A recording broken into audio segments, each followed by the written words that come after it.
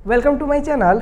आज जो है हम लोग क्लास 10th के एक्सरसाइज 13 लेसन पढ़ने वाले हैं, जिस लेसन का नाम है पृष्ठीय क्षेत्रफल और आयतन। इंग्लिश में बोले तो volume and surface area. Surface कहने का मतलब कि पृष्ठीय और एरिया कहने का मतलब क्षेत्रफल और आयतन कहने का मतलब इंग्लिश में बोले तो वॉल्यूम। ठीक है, सबसे पहले हम लोग घन के बारे में जानेंगे। यहाँ पर घन का चित्र यहाँ पर इस तरीके से दिया गया है। घन के इंग्लिश में बोलते हैं क्यूब।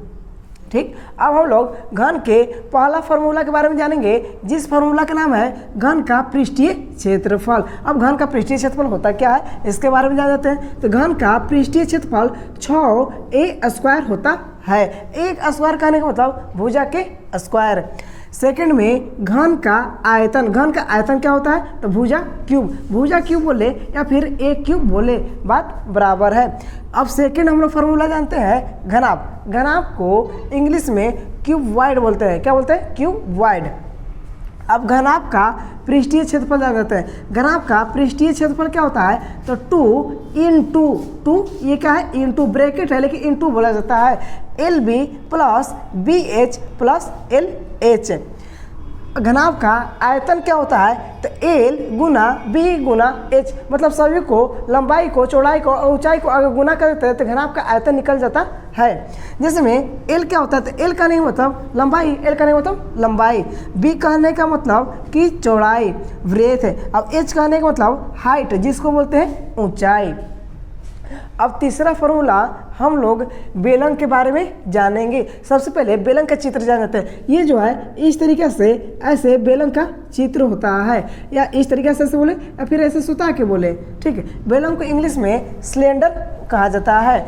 बेलन का पहला सूत्र क्या है? बेलन का वक्र पृष्ठीय क्षेत्रफल। अब बेलन का वक्र पृष्ठीय क्षेत्रफल क्या होता है तो 2πr/h। ये सब फार्मूला जो है एकदम VVI है, याद रखिएगा। बिहार बोर्ड में ऑब्जेक्टिव में 1-2 नंबर के पूछा जाता है।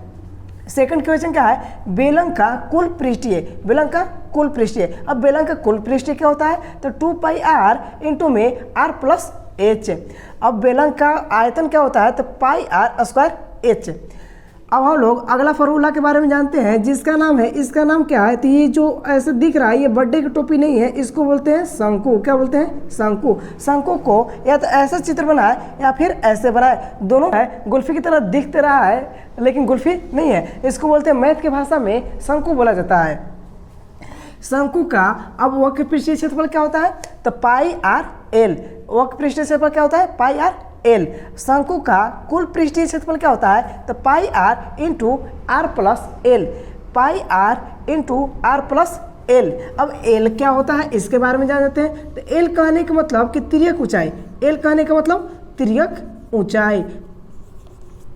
तिर्यक ऊंचाई होता है। L कहने का मतलब तिर्यक ऊंचाई। तिर्यक ऊंचाई को L से लिखा जाता है। इसका सूत्र क्या होता है तो √h² प्लस में r²।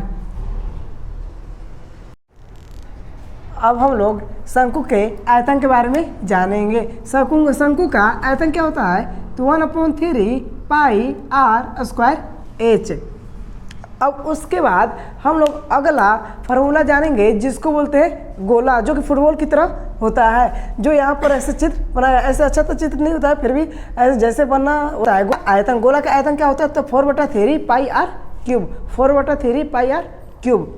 अब अगला अर्धगोला। अर्धगोला के बारे में जानेंगे। अर्धगोला जिसको कटोरी की तरह दिख रहा है, कटोरी जितना भी कटोरी उटोरी है सब अर्धगोला ही होता है, जिसको बोलते हैं इंग्लिश में सेमी स्फीयर। अब सेमी स्फीयर का सूत्र क्या होता है तो पहला अर्धगोला का वक्र पृष्ठीय। अर्धगोला का वक्र पृष्ठीय क्षेत्रफल क्या होता है 2πr²। और अर्धगोला का कुल पृष्ठीय क्या होता है तो 3πr²। और उसके बाद अर्धगोला का आयतन, तो अर्धगोला का आयतन क्या होता है तो 4/3πr³। ये पूरा फार्मूला जो है एक्सरसाइज 13 का समाप्त हो गया। और इतना अगर फार्मूला याद रहेगा तो एक्सरसाइज 13 बन जाएगा।